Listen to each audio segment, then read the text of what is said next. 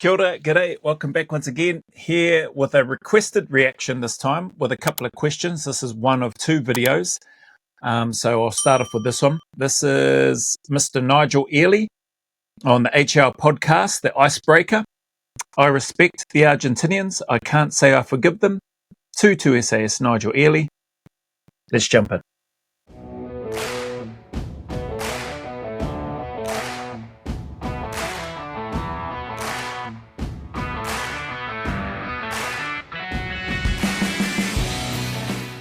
Ahead of time, thank you for joining me, Nigel Spud Ely.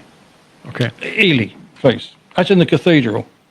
Ely, is it? Ely, oh, yeah. I apologise. Ely, I apologise. as in the cathedral in Cambridge or the shitty part of Cardiff.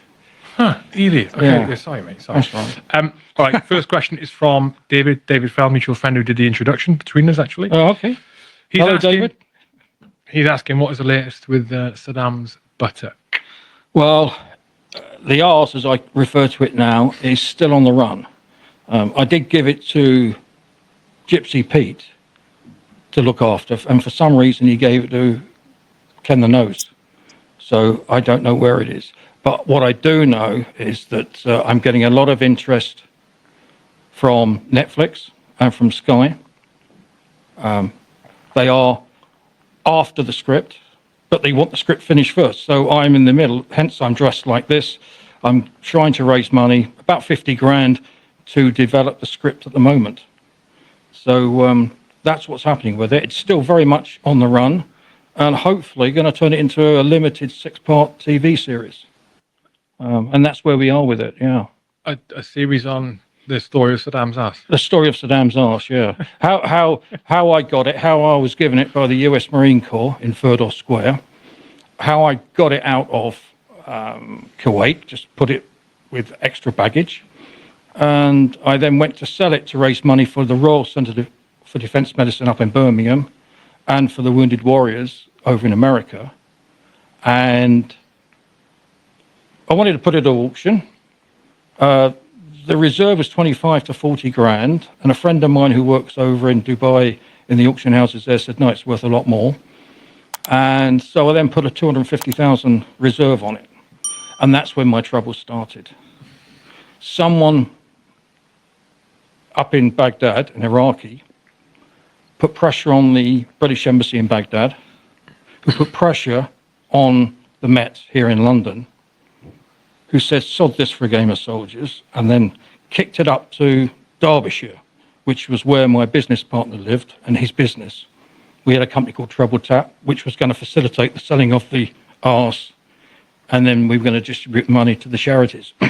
So the Met very tactfully passed it on to the Derbyshire police, and that's when sort of all hell rained down on me, and I was the first person in the world to be arrested for stealing Saddam's arse under United Nations sanction, stealing Iraqi cultural property. Quite amazing. And the book is about that. And hopefully the TV series will be about it. It's a bit like, I would say, Keystone Cop. What's he done? Has he taken a donkey, has he? A sculpture or something that must have belonged to Saddam Hussein? No. It has a funny side, but the initial side is the advance to contact with the Marine Corps. 3 weeks took us to get to Baghdad, and then the journey back, and then the second part really is all about the British establishment and how they tried to jail me for 7 to 10 years. For someone that's loves his freedom, enjoys it, it was a pain in the neck really. They restricted my travel. It went on for about 2-3 years. They raided my cottage in deepest Herefordshire. And the crazy thing was, at the time I had firearms and shotgun licenses, and they didn't even know. They came in mob-handed.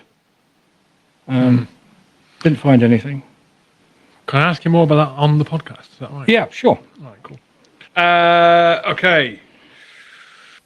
Mick Hawkes, who was a chief instructor of SAS selection, said in his interview with me, PowerEdge sent 40 people per selection to selection. Of that, 4 or 5 pass. Why do paras say that they're the best and insult other units, calling them crap hats, when courses exist and most of them fail and many paras quit on? Many paras what? Quit on. So why do we look down on other units, basically, when we fail or quit on things too? That is the question. Oh, who's that from? This is from Coke. Okay. Another patron, yeah. Well, I don't look down on other units. I never have. I always respect another person's regiment, but they are crap hats for a reason. And any of us that have done courses had seen them on P Company and seen them when they go and do para selection in depot. The ones that can't hack it do move on to other units, or they leave the army. For example, within the SAS, there was 186 people on my selection. And at the end of it, 5 passed. 2 were hats, but they didn't have their wings up. 2 were paras, myself and Phil Priestley, 3 para. And Chris Fox, who was a Royal Marine captain, had his wings up. So there was only 3 of us that got badged out of 186. So, yeah, I mean, I think that the role of the SAS lends itself to the parachute regiment and the Royal Marines. I think it's just the toughness of it. And I don't think anybody in other units can actually say different, because you just have to look at the training in depot, the ethos, the esprit de corps, and the types of soldiers that produces at the end. I like the comment that he shared there, but it's I don't know if the host Hugh will bring up the question again, which I think from memory was around why do paras look down on other units. He's saying, well, he's probably answered the question from his perspective. This Mr. Ely, he doesn't look down, as he mentioned, on other regiments, but made me smile when he says, but other units, you know, that they're crap hats for a reason. in NZ, I don't know if it's still the case now, but in NZ, the common term that was used was pogues, anybody that was a non-infantry, you know. So again, those from an infantry background, everybody, it's just part of the banter, I think, in my opinion. Anyway, it's just part of the culture in the military. Everybody thinks their unit or their corps is better than the others. The engineers are no different. The gunners and artillery are no different. You know, cooks are probably no different. Infantry is no different. You know, there's funny sayings. There's 2 types of people in the army, at least when I was coming through. There's 2 types of people in the army: infantrymen and those that want to be. That's one comment that's always stayed with me. And everybody else was considered a pogue or a camp soldier, or whenever you go outfield on a training exercise, they're living in a tent city. They got generators, they got trucks, they're getting, you know, like mess type food, hot food, and all that sort of stuff. But you know, then at the same time, you get some of those same calls say, well, that's because you grunts were too dumb. You didn't have enough brains to be in a job like this. So it all swings around and roundabouts. I don't think there may be some individuals that might 100% legitimately think that they are better than others, but I think overall it's just more of just part of, like any part of an organization, I think, where there's probably different teams that feel that they have a better team than somebody else's team, etc. Anyway. Yeah, totally agree.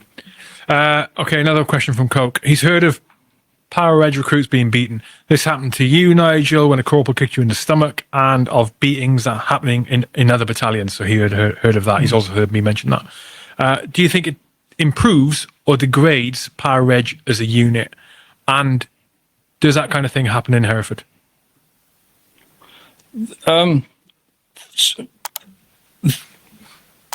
It doesn't happen in Hereford purely because if you don't do... It doesn't need to. It wouldn't need to happen there. It doesn't happen that I'm aware of in the NZ SAS or in the Australian SAS. And I don't imagine it happens in the UK, and he's just mentioned that. And my simple take on it is because I don't think it needs to. You're dealing with highly driven soldiers that are very, very capable, that have proven themselves to get to where they want to get to be there to serve. And you're not needing to do that to those types of guys that are serving in that unit. That's just my take. What you're told, you don't pass. You just get on with it. Nobody's there pushing you. In fact, they deliberately try. Oh, you mean on selection? Push you on the selection. Yeah. Yes, I was kicked around in depot. Does it?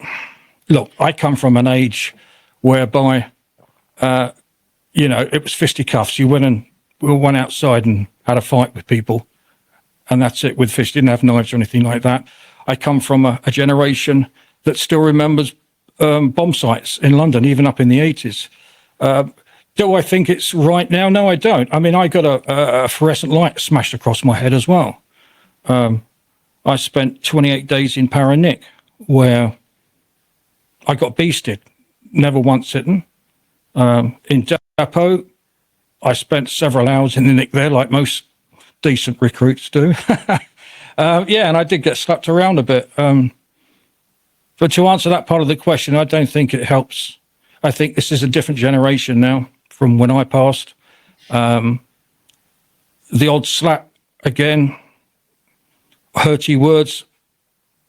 I've been up to Catterick and seen the platoons pass out there, and looking at the videos, it seems kind of similar to what we used to do. And I'm quite confident that they don't get punched in the stomach. Is it only the hat units that do that now? I don't know. I don't know.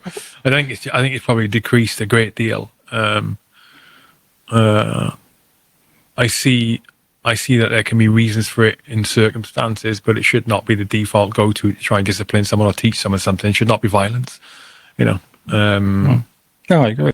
But for some people, it's kind of the only thing that works. Yeah, well, we had an axeman in our platoon in depot, so he needed a bit of violence, but he didn't pass. He was thrown out. Yeah. Guy from Manchester. Okay, another question from Coke. How differently do you view your former enemies? For example, do you respect the Argentinians more than the IRA, as an example? Wow, what a question. That is a question. Yeah, I respect the Argentinians. I can't say I forgive them. It's 40-odd years and I still can't. My uncle still couldn't forgive the Japanese. That's just one of it. Some of my uncles that fought in Europe, my grandfather, did. And they ended up my grandfather ended up buying a Volkswagen. IRA, different kettle of fish. I don't think anyone can respect terrorists. I really don't. To some degree, I have, and this is quite controversial. If somebody invaded our land, then I would like to think that I could carry on a sort of tactics to stop them, but short of killing women and children, that's really below the belt. I think soldiers are soldiers, whether you're in uniform or not. But I can understand the reasons why the IRA wanted to get the English out, and I truly understand that. And I see the hatred of when we went into Iraq and also into Afghanistan, that the hatred there of some people. But luckily, not everyone's made like me. So, I mean, a lot of people just roll over and take it. Yeah. So the question here that I've got, question one, respect. When they get to the respect question, can you say yourself if you have any respect for the enemies you fought and who were these enemies? So a couple of things for that to give it context. I think, for the first part, the respect aspect.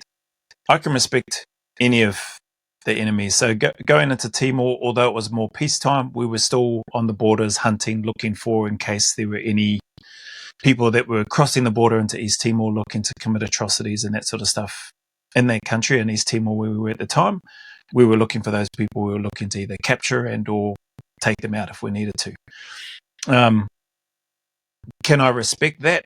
I don't know what their reasons were. I don't know what the issue was or is. I don't know why they felt they needed to do that and hurt essentially their own people. I don't understand that. So that part I can't respect.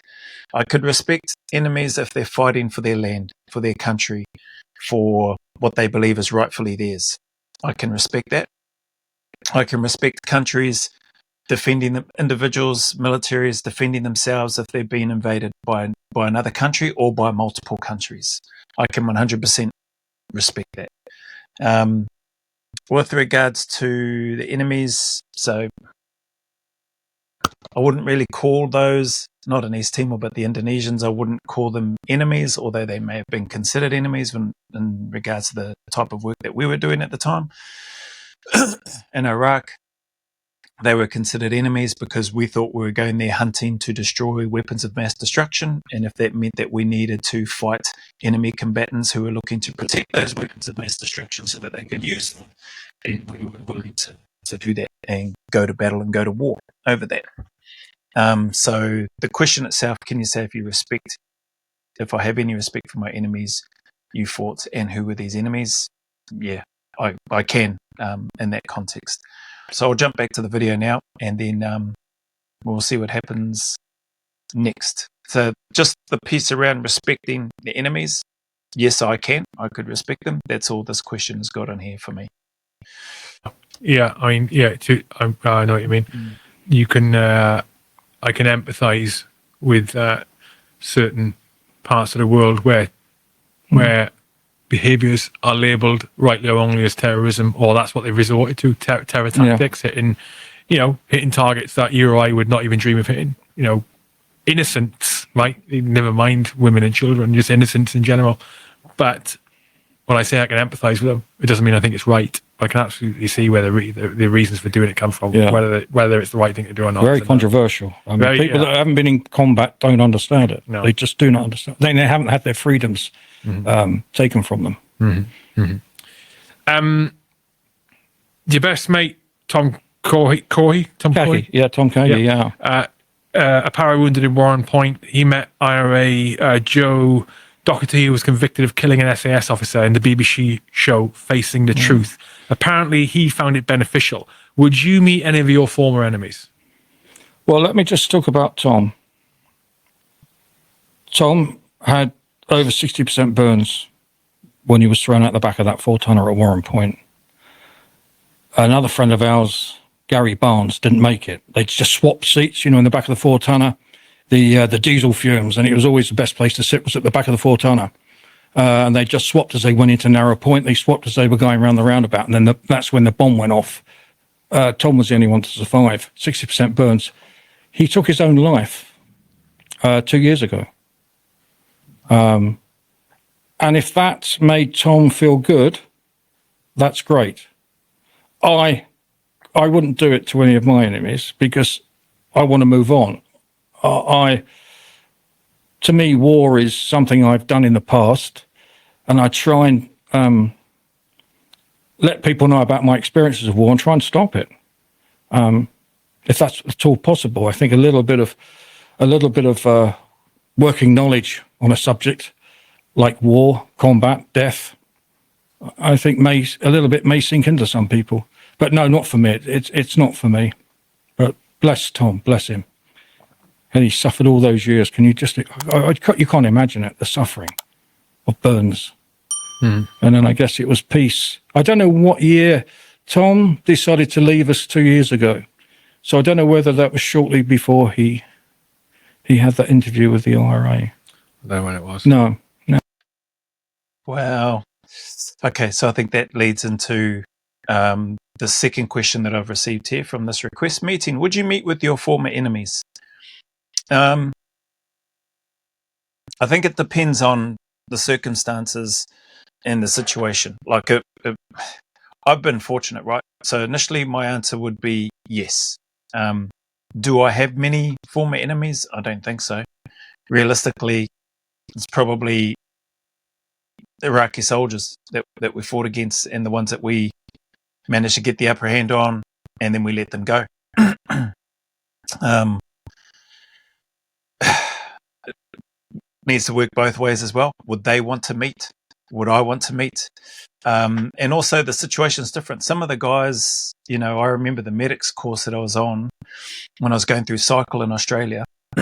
And I think the person that passed away was Sergeant Andrew Russell, rest in peace. I think that was his name, Andy Russell. He was a sergeant in the Australian Special Air Service Regiment. In Afghanistan, they had deployed as part of a squadron, so I was only on cycle during that time. And he passed away. I think they hit an IED, and I think that's how he lost his life. But we had one of the guys who was the medic, who was he was a Kiwi. I don't know how long he'd been in Australia for, but his surname is Keir, but we called him Keir. I ended up in the same squadron as him. He was a water operator. I went to VM, but we were both part of one squadron. But I remember him coming into the theatre for a part of our medical course and talking about some of the challenges and issues that they faced during that time. He was the medic for the patrol during that. I think one of the guys that primarily worked on Andy Russell, and spoke about some of the challenges with regards to the weather being cold, the bags freezing, so trying to get fluids and lines into him, and the lines, the weather being that cold that is freezing the lines or things like that. And I was like, holy heck. So I think it probably depends on, coming back to this question, I think it probably depends on the context in terms of meeting the enemies. Like, I think it would be a lot harder for anybody if they had lost teammates fighting against an enemy. You know, I'm fortunate, blessed, I didn't have any of that. I've never held anybody in my hands and watched them take their last breath on the combat field, thankfully. So I think that would probably put things in a whole different perspective for me anyway, to the point where I probably wouldn't have an interest in wanting to meet with my enemies, put it that way. Anyway, let's jump back to this video now.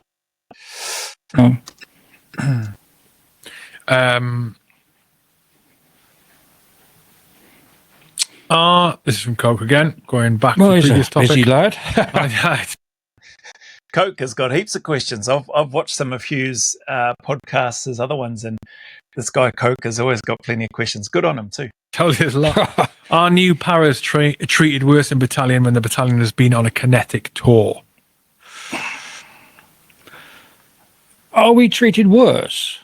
Are Joe's that come up, new Toms, Joe's that come to the battalion after, for example, the Falklands, were they treated worse than before because the battalion just come back from a tour?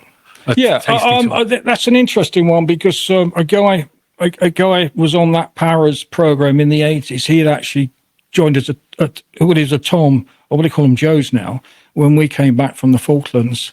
Yeah, and he was kind of abused, but he went on to do great things.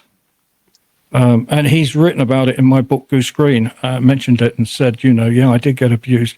Not abused so much as the guys came in pissed one night, and he was in the block and they pissed on him, stuff like that. At the time, I don't condone it. It's just what it is. It is what it is. You can't sanitize everything. You just can't do it. And I think anybody that tries to do it is a fool. You don't get the soldier. As I say, this guy went on and did absolutely fantastic things. Yeah. Interesting. I'll come back to Hugh's response, but I'm just I think that's one of the questions here. Yeah, okay. So question 3, as part of this reaction when it got to it. A, were new guys who came into your unit treated bad by guys who had deployed and seen combat? If they were, I never saw it. So if I start from Australia, when we eventually made it into SASR and I got to the squadron, I was in a squadron with guys that had deployed. I don't know how many times they had deployed, but there was a lot of experience in the squadron that I went to.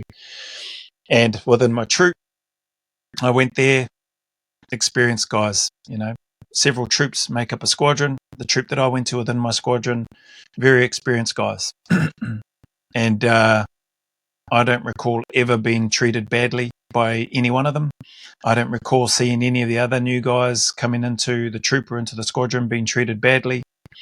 And it appeared what I saw was the experienced guys keen and willing to help us new guys come in, learn the trade and develop ourselves, develop our skills so that we could be more effective as a team member within the troop and within the squadron and within the regiment. That's my take for part A. And these are guys that had likely seen. So the reports that we were getting was, the squadron and the troops were in contacts and stuff fairly regularly. It seemed anyway from the reports that we were hearing whilst we were back on cycle and that sort of thing. So we knew that we were going into a squadron with some seasoned operators, and it was a great feeling to have that experience around there. I have to admit, I was not expecting, so that question's a little bit of a surprise, but I don't even think that was in my mind going in, or will we be treated poorly because we haven't seen combat, etc., etc. That never even entered my mind. And the fact that we weren't is a testament, in my opinion, to how we were treated there anyway. B, how are new guys treated in the Aus SAS in general, and after the unit had seen combat? How were you treated? I think I just answered that as part of your first question. Were new guys who came into your unit treated bad by guys who had deployed and seen combat? I never witnessed that. And speaking for myself, as a new guy who hadn't seen combat, I wasn't treated badly. And part B, how are new guys treated in the Aus SAS in general? Based on my experience, what I saw in general, they were embraced, recognised and acknowledged. Hey, well done, you've made it into here, but long way to go. These days, I would say and you saw it in the search for warriors on the Australian SA selection. You're getting a bunch of guys that are going on to selection that have seen combat, probably in particular if you're getting guys looking to join the SAS from the commando unit. Those guys were doing raids, they were doing a lot of kinetic stuff, so they're getting a number of people that have already been on and seen combat, know what it's like, knows what it feels like, and they're putting up their hand to want to go serve in the SAS.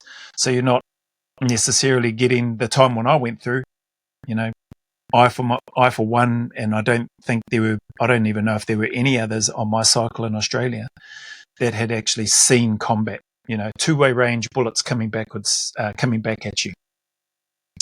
So these days though, it's a whole different ballgame. Whereas because of the global war on terror, you got a bunch of people, even non-combat roles, that may have seen and may have been involved in combat as well. So anyway, that's my take. Let's jump back to the video. I agree. I think, I think it is the case that it is tough. They're treated worse if they have the misfortune to come. Well, there's actually pros to it as well. The misfortune, though, to come to a unit. It could be any unit. It doesn't have to be para-reg. It could be any unit that's just come back off a tasty tour. Yeah. The Welsh Guards from Falkland, for example, or pick any infantry unit that did a tasty Afghan tour and came back. Yeah. Or an Iraq tour, or an island tour back in the day. You join it at a very difficult time. And I know people who came to 3 Para after the 3 Para's first Afghan tour, and they hated it and spent minimal time in the Paras because of how they were treated when they got there. Now, their experience doesn't mean... These new recruits that have come up. New guy just from depot into battalion. Yeah, wow. In the months after we got back from Afghan in 06, for example. Yeah. And, I know of a few that it was the most horrific time that they left as a result. Others, I know, they stuck around and they had careers. But it also depends on, the kind of personalities they're around when they join, which unit, which platoon, which company they go to, what their command, chain of command is like. Was, what their culture's like, So he's right. The personalities, the people there, that's a big part. And so I think for me, again, I've always acknowledged, man, I joined the unit there at a time where there's some really good people, good men, good leaders, good operators. And so I was very, very fortunate and blessed. Yeah. It's personality driven there, isn't it? Yeah. Yeah. But the fact of the matter is, if you join in a unit, any unit that has just come back from a very arduous tour, there is absolutely going to be a difference in the way you're treated to that a normal unit has just been doing absolutely nothing for the last few years. I mean, when we spent 2 years in Northern Ireland and we lost 16, 17, 18 guys over that period. A lot at Warren Point, of course. There was no decompression. We went on the piss. When we came back from the Falklands, my God, no decompression. Yeah. But I guess you want to talk about that when we move into after the Q&A. What about the decompression? Man, just listening to that's sad. Not surprising. Likely for that time. I'd like to think they're probably working on that now, in terms of lessons learned and feedback from veterans and all that sort of stuff. If they've been doing that, I'm sure they have been. But just listening to the comments there, like I said, and I'll just speak to the guys that I knew about without naming their names in Australia. There's some experienced guys there that had seen some combat that, from what I saw, didn't treat myself or any of us poorly at all. They, welcomed us, wanted us to learn the trade, wanted us to learn the skills and develop even more so that we could be, as I mentioned, more effective, and be able to integrate into the team. Probably one thing that I did notice, which I think rubbed off on me, was that here were guys that had joined this unit, joined the SAS, with the intent and purpose to deploy on operations, to do what they've been trained to do, to serve and to make a difference, to try to make a difference in a positive way as well as they could. And they enjoyed it. And, when they come back, if anything, I could see in them that's where their mind was. They were preparing to go back on the next job and wanted to go back on the next job and the next job and the next job. So I think that rubbed off on me, because when I saw that, and after getting a taste and deploying in 2003, that's all I wanted to do, which is part of the reason I had a sook about being sent on a Green Army course for promotion. I didn't want to do that. I just wanted to carry on refining, doing some training specific to needing to deploy on operations. That's what I wanted to do. I couldn't see the forest for the trees.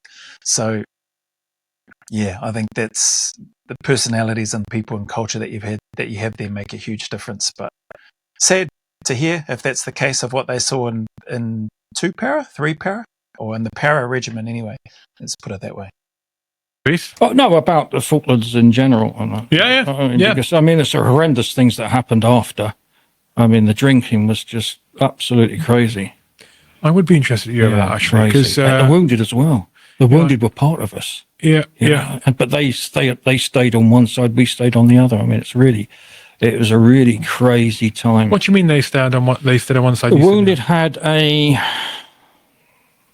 special... they were that kind of special because they'd been wounded, physically wounded. This is only what I saw. This is not a total interpretation of it. It's what I saw, what other guys saw. And then the ones that weren't screwed up physically were drinking differently. But we're drinking the same amount, but we drank a different, I think maybe it was the guilt of surviving. Really? Yeah. I definitely want to talk about that, actually. Yeah. I think it was the guilt of surviving. Huh. And I've kept in touch with a lot of people that have had injuries. And look, this is why I'm so much the business that's happening at the moment, and you've seen it with Afghan and Iraq. There are thousands of soldiers out there, men and women, that are suffering. It's kind of crazy. Yeah. And they want us to go in again. Man, it's really sad to hear. Really sad to hear that there are a number of soldiers suffering. Sounds like it's huge in the UK. Not surprising with the operational tempo, not surprising with the lack of decompression. Just the impacts, eh? And this bites a little bit more because I've been watching and done the reactions to the Tucker Carlson 9/11 files. So it just throws up a bunch of thoughts in my head, but also right now listening to these two gentlemen, it throws up the massive impact that those that have been a part, or those that were a part of 9/11, and I'm sure it's more than just the hijackers that took the aircraft, Building 7 that magically just all collapsed, what looked like a controlled demolition, in a controlled demolition style. That's what it looked like. Or the conspiracy, well, I don't know about conspiracies, but the commission, which was bloody, seems like a whole load of rubbish, and just people at the highest levels, like the negative impact that they've had on literally thousands of individuals and lives and families. It's amazing. Like the money that they must have must just create such a comfortable security blanket that they can just sleep at night and look themselves in the mirror. It's, yeah. And they were voted in. These people are voted in. Anyway. Yeah. Okay. Icebreaker over. If you are listening to this, this is going to roll on your podcast app after the fact. Okay, I'll pause this here. It was just for this icebreaker piece. Have got another one that I'll get onto later on, but appreciate you sending through this request and those questions and your time. Thank you very much for that. And yeah, hopefully my responses in some small way give you my take anyway. I could have spoken a lot longer about one of the, I think the first question, respect. Can you say yourself if you have any respect for your enemies? I could have gone into a bunch of different contexts and scenarios and what ifs on that one, but I think just in regards to your question, hopefully I've answered it enough. Anyway, any of you, I should say, that made it here, that made it this far and stuck around, thank you very much for your time. Appreciate your support as always. And with that being said, yeah, the message is the same as always. Like just any challenges, difficulties that you may be going through, that you may be suffering, things can do and will get better if you want them to. So just keep turning up, keep staying in the fight, put one foot in front of the other, take one day at a time, and know and trust that the sun will shine again. There are better days ahead, and those better days are closer than you think. There is a light at the end of that tunnel. So stick at it.